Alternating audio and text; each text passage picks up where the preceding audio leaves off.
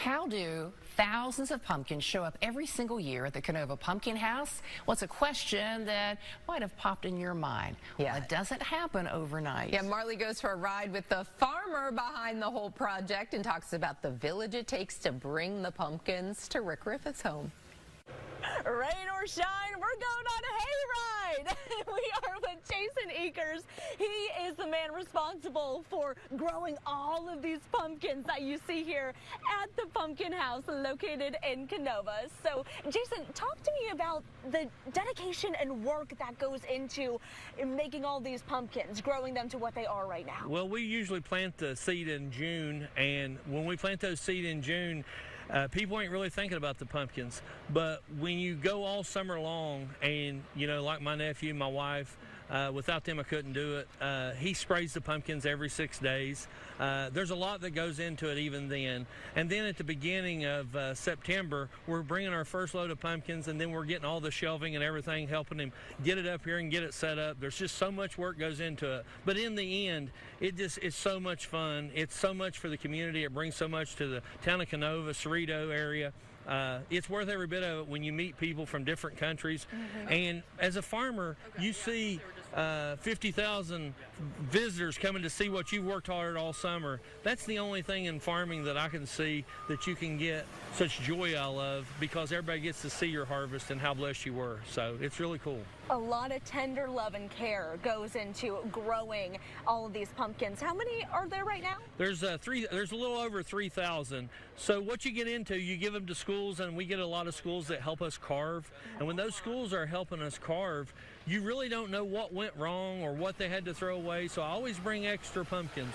I don't want to be short. So a guy that buys that many, you got to take care of it, you know. So when we bring these pumpkins down here, we always end up with a little more than 3,000, because you never know what happens when these kids are bringing them back and forth to the school. So we always want to make sure that we've got a good view for all the crowd.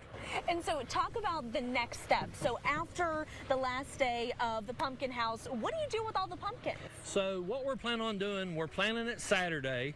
If weather permitting, we're not going to be crazy out in the rain like we are right now. But what we're planning on doing is I'm going to make an announcement on my Facebook, and I try to get all the local farmers, all the deer hunters, anybody that wants to feed wildlife. They get in a line here that morning. We have volunteers that help us put those pumpkins in buckets, and then we load them into people's vehicles. And those people take those pumpkins, feed their livestock, so they are recycled. So it's a good cause all the way around. It's not like we're just cutting these and throwing them away.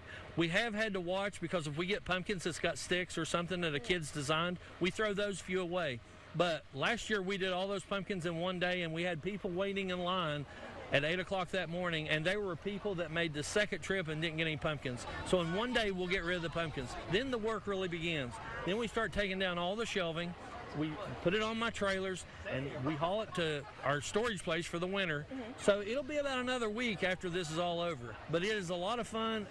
Like I say, anybody that buys 3,000 pumpkins, you kind of feel dedicated to it, and it's such a blessing to be a part of. So it's really cool. And then we started doing the hayride this year, and to see these kids enjoying doing this little thing. There's a lot of kids that take for granted that I was raised doing things like this, but there's a lot of kids that come here from different places that never got to have that opportunity. So it's a lot of fun.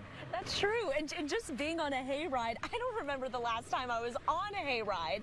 And our photographer, Jay, he is a pro right now. He is balancing this camera so well as Mayor Tim Bias is trucking us along. So usually I'm the one doing the hayrides here of the evening, and I'll even shuttle you from parking to try to help you being in congested areas.